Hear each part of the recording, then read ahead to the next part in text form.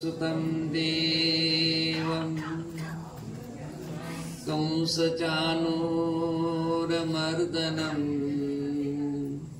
देवकी परमानन्दं कृष्णं वन्दे जगद्गुरुं श्रीकृष्णं वन्दे जगद्गुरुं श्रीगोपाल कृष्ण भगवान की जय।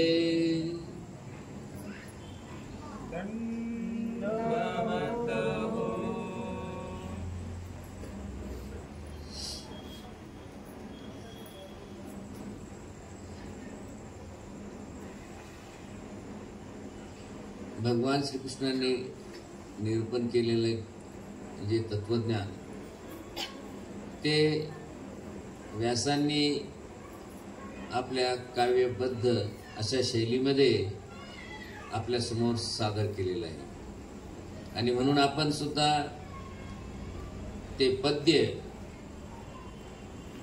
त्या पद्यामध्ये कशा प्रकारे त्यांनी तत्वज्ञान या जगाचं तत्वज्ञान किंवा जीवनाचा सार अंतिम सार कशा प्रकारे प्रतिपादन केलेला आहे तो आता आपण पाहणार आहोत।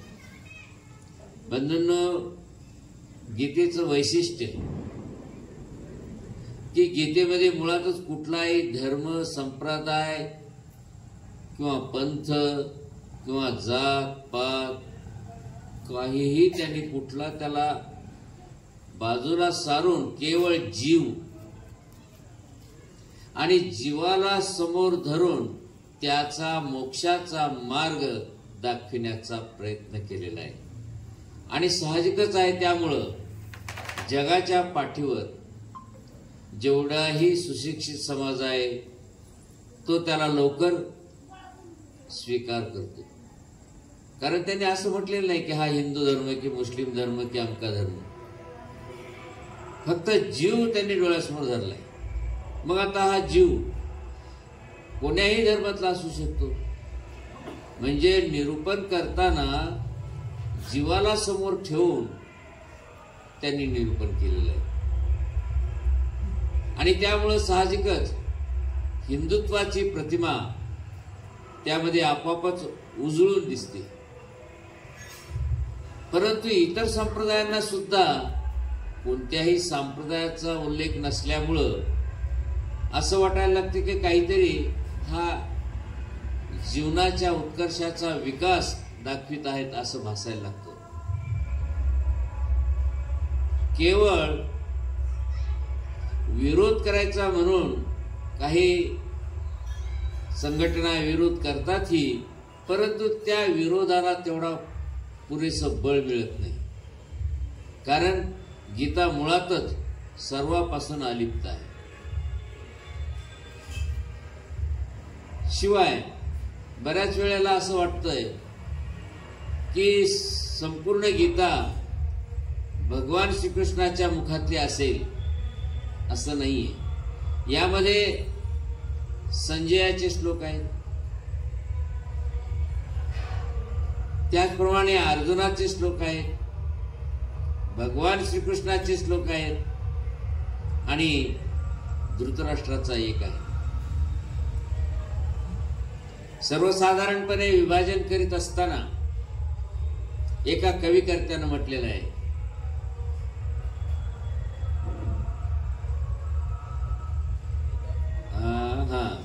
असं म्हटलंय, वेदाब्दे बालकृष्णस्य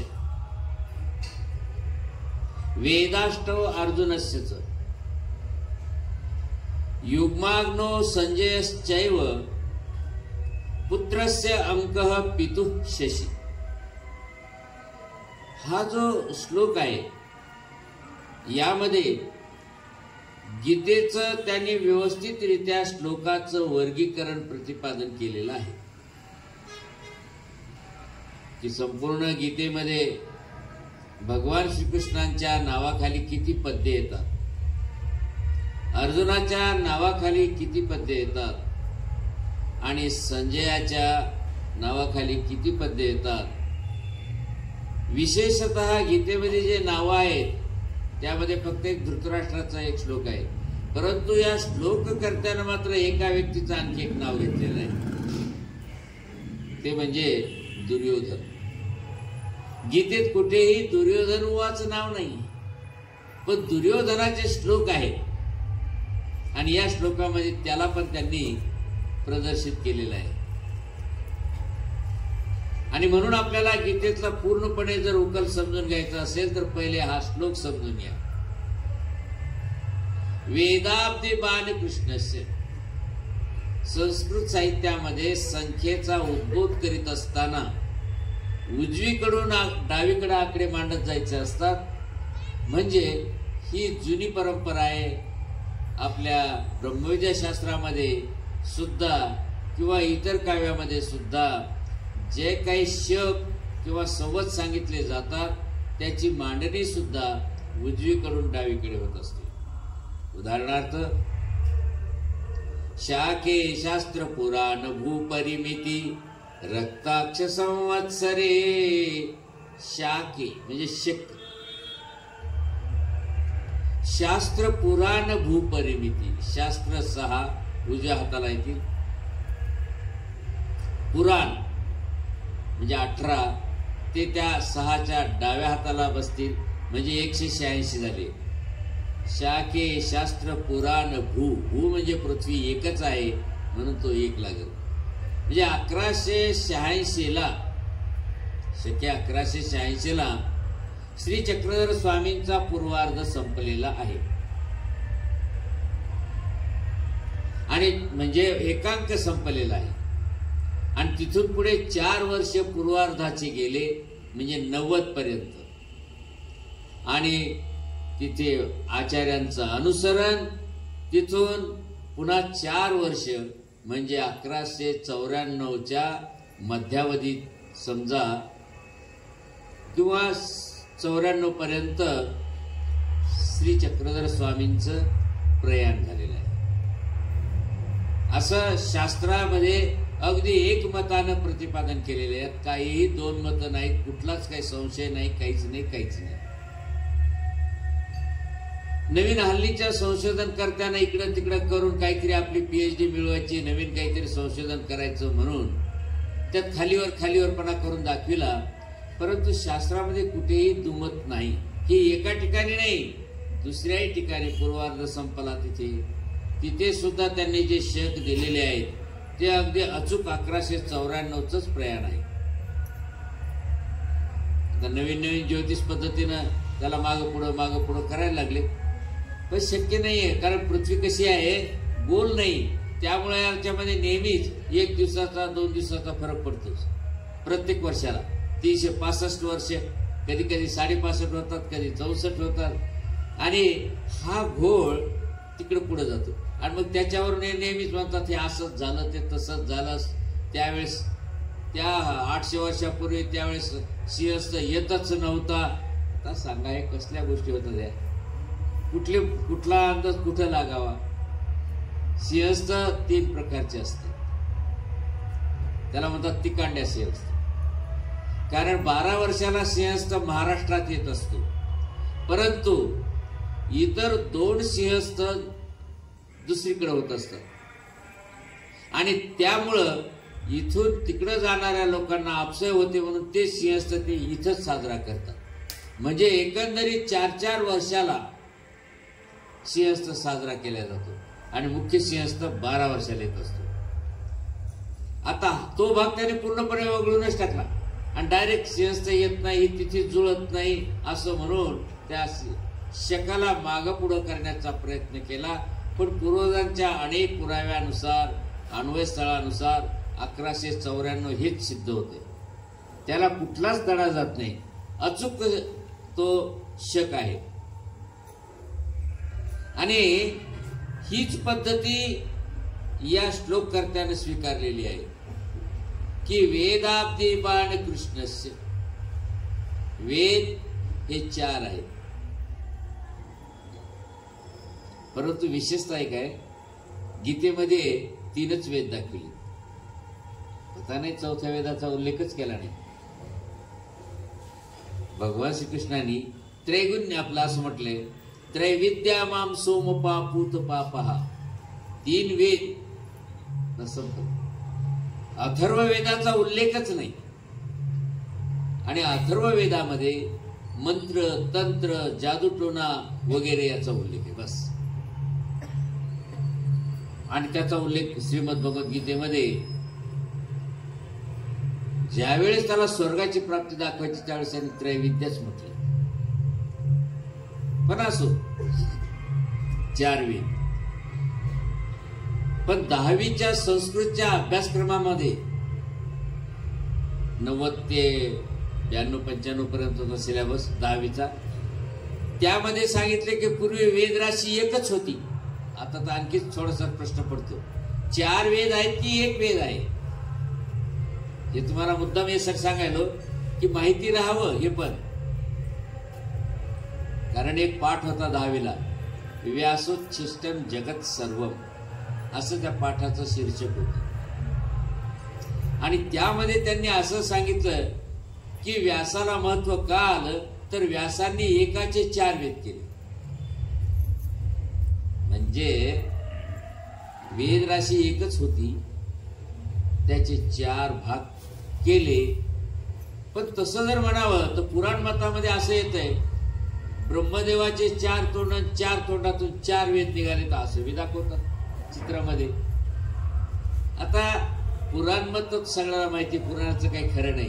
ते बगल पुराण बी चालते कधी कधी, त्यामुळं ते तर नाही. परंतु सिलेबस याच्यामध्ये त्यांनी एकच वेद राशी दाखवली. आणि म्हणून खैर काही असू, जे आहे तो इतिहास तुमच्याकडून मांडत आहे मी, हे असं आहे. आणि मग वेद हे 4 जगमान्य आहे, सगळ्यांच्या मुखात 4च वेद. म्हणून वेद हे 4चा अंक उजव्या हाताला येतो. अब्धी, अब्धी म्हणजे समुद्र, आणि 7 समुद्र या भूतलावर आहे. म्हणून 7चा अंक 4च्या डाव्या बाजूला, म्हणजे झाले 74. वेदाब्दी बाण, बाण किती आहेत? पंचमहाभूताचे 5 बाण, म्हणून 5 म्हणजे 5 से 74 पद्य भगवान श्रीकृष्णाचे आहे. हा लक्षात घ्या, किती कमाल आता. वेदाब्दी बाण कृष्णस्य, वेदाष्टव अर्जुनस्य. आणि अर्जुनाची किती आहेत? वेद आणि अष्टव म्हणजे 8, 8 आणि 4 84 श्लोक अर्जुनाचे आहेत. युग्माग्नो संजयश्चैव, युग्म म्हणजे 2 आणि अग्नी म्हणजे 3. 3 अग्नी कोणते? अग्नी तर एकच आहे. 3 अग्नी कोणते सांगता येईल? 3 अग्नी कदाचित त्यांनी शरीरातले 3 अग्नी धरले असतील. कारण मिथुन अग्नी, जठर अग्नी आणि ब्रह्मांड अग्नी. मिथुन अग्नी विझतो त्यावेळेस तो मनुष्य संसाराच्या निरुपयोगी बनतो. जठर अग्नी विझतो त्यावेळेस डॉक्टर म्हणतात आता हे काही नाही, घेऊन जा, कारण सलाईन चढत नाही. हा संपला. सलाईन जर चढत असेल तर तोपर्यंत त्याला जिवंत मानतात. सलाईन जर चढत नसलात म्हणतात आता विलाज होत नाही, याला घेऊन जसरला, म्हणजे जठराग्नी विजला की संपला. परंतु पूर्वीचे मांत्रिक लोक मेलेला माणूस जिवंत करीत होते कोटपर्यंत, जोपर्यंत ब्रह्मांडामध्ये तोचा अग्नी आहे, म्हणजे मस्तकामध्ये त्याचा जीव आहे, तोपर्यंत त्याला खाली आणून पुन्हा त्याला जिवंत करीत होते. ते मंत्र, तंत्र, वनस्पती याच्या बळावर, म्हणजे तो आत्मा वर गेलेला पुन्हा पटकन खाली आणत होते. आणि म्हणून ब्रह्मांड अग्नी हा विजल्यानंतर संपलं. मग मात्र काहीच चालत नाही. मस्तक गरम राहते बराच काळ, एकदम विजत नाही, विजत विजत विजत विजत हे करते. आणि म्हणून मानवा संप्रदायामध्ये मेल्यानंतर 3 तास हात लावत नाही, कारण तो आत्मा तिथे असतो, त्याला जाणवते, बोलता येत नाही परंतु त्याला कळतंय कोण रडायले माझ्यासाठी आणि कोण काय करायले आणि माझ्या अंगाला काय करायले हे त्याला कळतं. परंतु त्याचे खाली तो वर गेल्यामुळे त्याचे इंद्रिय त्याला प्रगट करायला समर्थ नसतात, म्हणून तो फक्त दुःखात पडतो. आणि म्हणून आपण जर हात लावला तर त्याला ममता जागृत होईल, तो दुःखी होईल किंवा आणखी काही होईल. म्हणून महानुभाव पंथामध्ये त्या प्रेताला हात लावत नाही. सरल्याबरोबर नेऊन बसवतात, पुन्हा हात लावत नाहीत 3 तास. 3 तासामध्ये मस्तक पूर्णपणे थंड होते. म्हणजे यातला ब्रह्मांडातून तो आत्मा निघून जातो. पण बऱ्याच वेळेला कधी कधी जिवंत बी होतो. त्याला आपण काय म्हणू, चमत्कार. तर हे 3 अग्नी, युग्माग्नो संजयश्चैव. युग्म म्हणजे 2, अग्नी म्हणजे 3. 32 श्लोक संजयाचे आहेत. आणि पुढे म्हणतात पुत्रस्य अंक. अंक किती आहेत, उजळणी किती आहे सांगता येईल? किती आहे? 1 ते 100 पर्यंत आहेत की 1000 पर्यंत आहेत? अंक किती आहेत? कोणी असेल नाही तर शाळा शिकलेलं 1ली 2री. अंक किती आहेत? 100. बर, कोणते कोणते 100 आहेत सांगा बरं.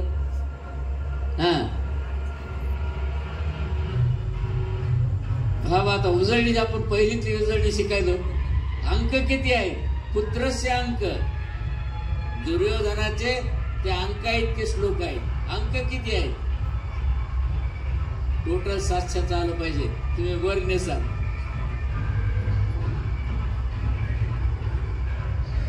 तर अंक फक्त 9 आहेत. 1 ते 9. 0 अंक नाही मानले. 1 ते 9 तेवढ्यावरच सगळं हे आकडेबाजी चालते. मुळात फक्त 9च अंक आहे. आणि म्हणून पुत्रस्य अंक म्हणजे दुर्योधनाचे 9 श्लोक आहेत. आणि पितुः शशी, वडिलाचा शशी म्हणजे चंद्र एकच आहे, म्हणून 1 श्लोक. टोटल करा बरोबर 700 श्लोक होते.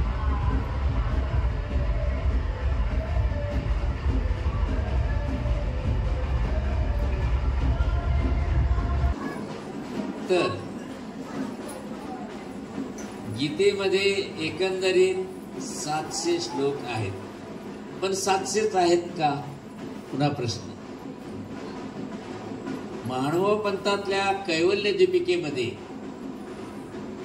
701 श्लोक आहेत. आणि तो म्हणजे 13व्या अध्यायामध्ये पहिला श्लोक. नेमकं अनुकरण ॲज इट इज म्हणून जी गीता निघाली, जशी आहे तशी, त्यांनी त्या गीतेनं या महानुभाव पंथाच्या गीतेचं अनुकरण केलेलं आहे. त्यांनी पण 701 श्लोकाची गीता काढलेली आहे. ज्यांच्याकडे ती आलेली आहे, गीता फुकट वाटलेल्या आहे, त्यात 701 श्लोक आहेत.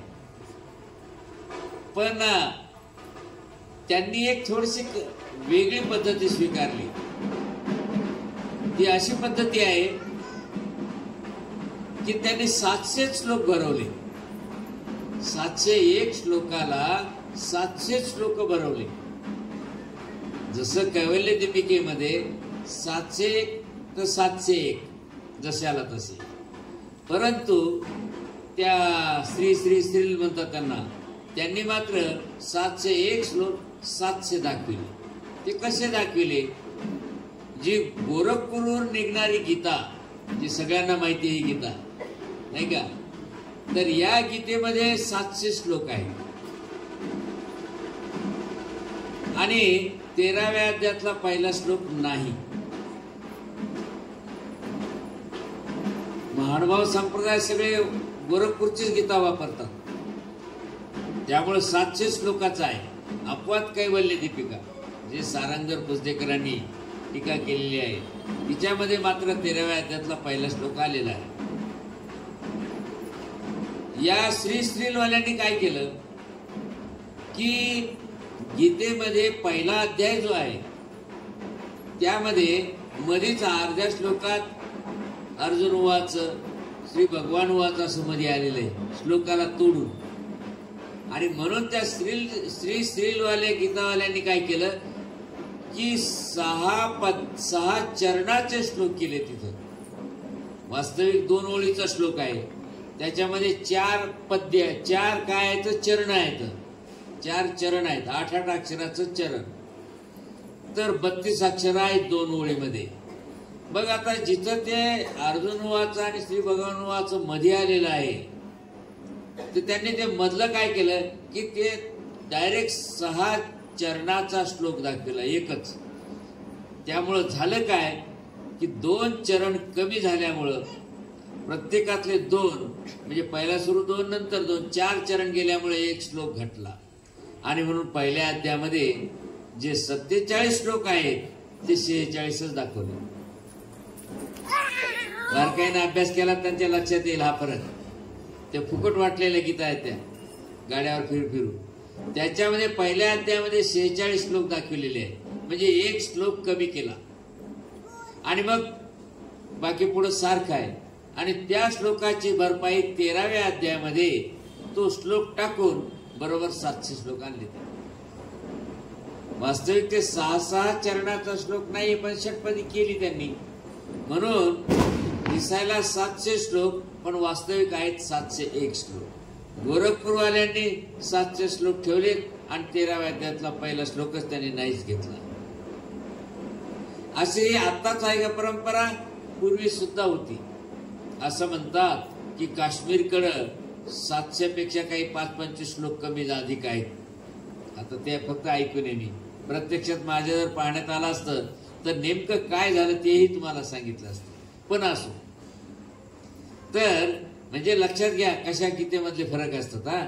त्यांना काही फरक पडत नाही विशेष. तो श्लोक असला काय नसला काय, फक्त अर्जुन शंका विचारतो आणि पुढे तसं सुरू होतं. आपल्या याच्यामध्ये श्री भगवान वाच म्हणून डायरेक्ट श्रीकृष्णांनी निरूपण सुरू केलेलं आहे. म्हणजे श्लोक वाढला म्हणजे अर्थात बदल झाला असं काही नाही. तो असला काय नसला काय. तर अशी ही 700 श्लोकाची श्रीमद भगवद्गीता. त्यामध्ये आपण श्लोकाची विभागणी या पद्धतीनं पाहिलेली आहे. आता फक्त आपल्याला एक लक्षात घ्यायचं आहे की दुर्योधन उवाच का नाही.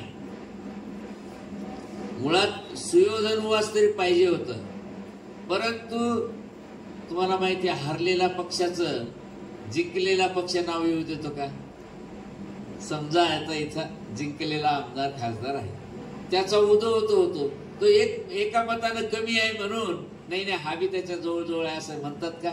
नाही, तो कटला, त्याला मेंबर नाही दिलं, म्हणजे कायमचा तो निष्कासित झाला. त्याला कुठलाच अधिकार मिळत नाही. एका मताने जरी तो कमी असला तरीही. आणि नेमकं तसंच आहे इथं. सत्ताधारी पक्ष जो आहे, जो जिंकलेला आहे, त्याचं प्राधान्य. दुसरी गोष्ट, यानं अत्यंत कूटनीती वापरल्यामुळे या पवित्र ग्रंथात त्या दुष्ट नीतीवाल्याचं नावच नको असाही संकेत मिळतो. म्हणून ते दुर्योधन उवाच नाहीच. तर मग संजयाच्या नावाखाली ते श्लोक टाकले. संजय सांगतो की दुर्योधन राजा असं म्हणायला लागला आणि तिथून पुढं दुर्योधनाचे श्लोक लागतात. परंतु दुर्योधन उवाच नाही म्हटलं. ते तुम्हाला सांगाल मी कुठून सुरुवात व्हायला. ते ज्यावेळेस दुर्योधनाचं बोलणं सुरू येईल त्यावेळेस. आता हा झाला सर्वसाधारणपणे गीतेच्या संपूर्ण गीतेवर मी केलेलं थोडंसं भाष्य. आता आपण येऊया पहिला स्वरूप प्रथम अध्याय. आता सुरुवात करायची आपल्याला. तर पहिला अध्याय. पहिल्या अध्यायामध्ये एकूण 4 विषय आहेत. कारण मुख्य विषय कळाल्याशिवाय तुम्हाला गीतेचं वर्गीकरण केल्याशिवाय कळणारच नाही. ही पद्धती मांडवा पंथामध्ये आहे सुरोळे, म्हणजे तेवढा विषय.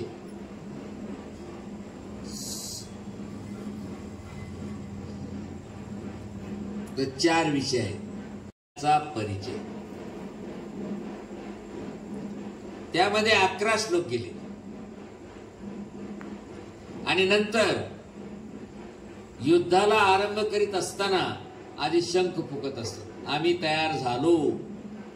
मग तिकडल्यानं प्रतिसाद द्यायचा असतो की आम्ही पण तयार आहोत. तोपर्यंत सुरुवात करायची नाही शस्त्र टाकायला. त्याचा प्रतिसाद मिळाल्यानंतर दोन्ही शंख फुंकले गेले दोन्ही पक्षाचे. मग जो लहान आहे त्यानं शस्त्र टाकून युद्धाला सुरुवात करायची. मोठा नाही टाकणार, म्हणजे ज्याचं ताकद जास्त आहे तो नाही टाकणार. तर म्हणून पहिले 11 श्लोक कोण्या बाजूनं कोण कोण प्रतिष्ठित आहेत त्या दोन्हीकडची नावं. दुसरा विषय 8 श्लोकाचा की इकडल्या बाजूने कोणी शंख फुंकला, तिकून कोणी कोणी फुंकला, त्यात 8 श्लोक. तिसरा विषय अर्जुनाचं निरीक्षण. कारण अर्जुन म्हणतो आता हे झाले, शंख फुंकले, सगळं झालं, आता युद्धाला सुरुवात करायची. परंतु आता कोणी कोणासोबत लढावं.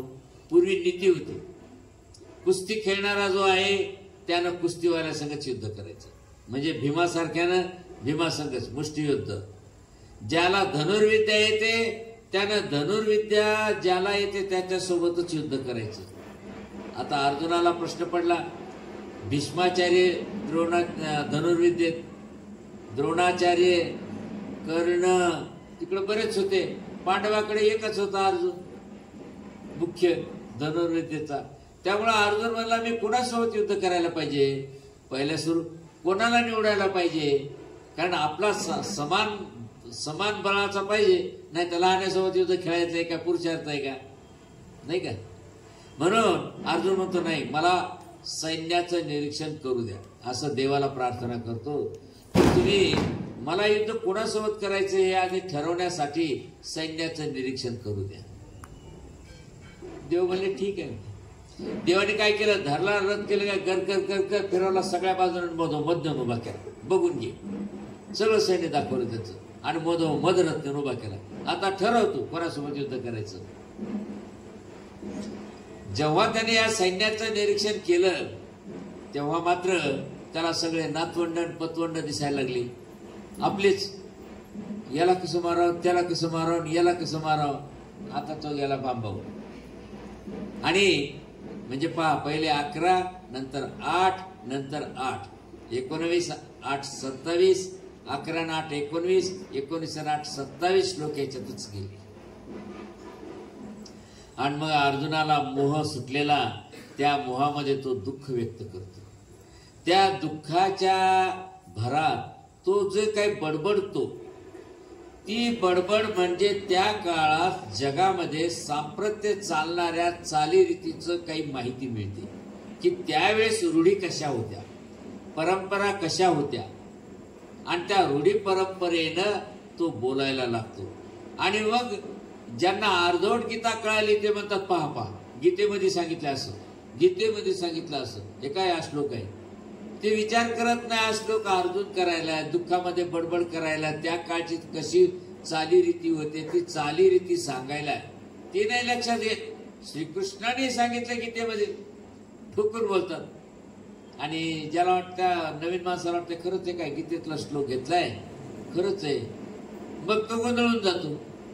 म्हणून गीता कळली का कुणाला, गीतेमध्ये कोण्या ठिकाणी कोण बोलायलंय, कुणाला बोलायलंय, इतिहास सांगायला की मत सांगायले की श्रीकृष्ण निरूपण करायले. पहा 3 मुद्दे. श्रीकृष्णाचं निरूपण आहे का चालीरीती सांगायले का कोणाचं मत सांगायले. आपल्याला मताशी घेणं देणं नाही, नाही का. वैयक्तिक मत असू शकतात कोणाचे काही, कोणाचे काही, ते मत आपल्याला ग्राह्य नाही. आपल्याला श्रीकृष्ण काय सांगतात हे महत्वाचं आहे, आणि ते प्रमाणबद्ध आहे. हे त्याला कळालं तर गीता कळालं. चांगल्या चांगल्यांना गीता कळत नाही, कारण हीच कमजोरी आहे. हीच कमजोरी आहे की गीतेमध्ये कोण मत सांगायले का इतिहास सांगायले का निरूपण करायले. हे जेव्हा कळल त्यावेळेस गीता कळाली. आणि हे न कळाल्यामुळं गीतेच्या अनेक ठिकाणी अनेक भडीमार झालेली. तर अशा प्रकारे पहिल्या अध्यायामध्ये 4 विषय आहेत. पहिल्या विषयामध्ये जे 11 श्लोक सांगितले त्यामध्ये धृतराष्ट्राच्या प्रश्नाचा एक गेला निघून, आणि संजय त्या धृतराष्ट्राला सांगतो की आता दुर्योधन सैन्याचा परिचय द्रोणाचार्याला देत आहे. त्याच्यात एक श्लोक गेला आणि 9 श्लोक दुर्योधनाचे आहेत. पुत्रस्य अंक हे तिथं आलं. पुत्रस्य अंक आहे ना, म्हणजे दुर्योधनाचे 9 श्लोक, कारण दुर्योधन परिचय देतो. कौरवाकडून सरसेनापती म्हणून भीष्माचार्यांची निवड करण्यात आली. त्याच वेळेस थोडस तोंड लहान झालं. कोणाचं तोंड लहान झालं? द्रोणाचार्याचं.